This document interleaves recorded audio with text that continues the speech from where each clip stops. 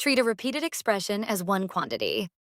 We will interpret complicated expressions by viewing one or more of their parts as a single entity. There are several ways to apply this. We will view a repeated part as one unit, view a whole cost as one unit, see nested structure in a formula, and read a transformed function. Looking for these recurring patterns allows us to process a long expression as a set of components. How can you view 3 times x minus 2 squared plus 7 as a function of the single quantity x minus 2? Let u equals x minus 2. Rewrite the expression as 3u squared plus 7. The substitution reduces the squared term to a single variable. It can be viewed as 3u squared plus 7, where u equals x minus 2. 5 people each order a $12 meal, and each person adds a tip of $t.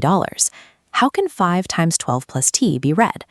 For each person, 12 plus t is the $12 meal plus that person's $t tip. The factor 5 multiplies the complete per-person cost because there are 5 people. So 5 times 12 plus t is the total cost of all 5 meals and all 5 equal tips.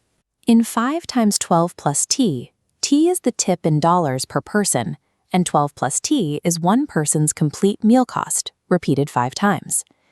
How can 4 times 3x plus 1 minus 9 be read as 4 times one quantity, then subtract 9?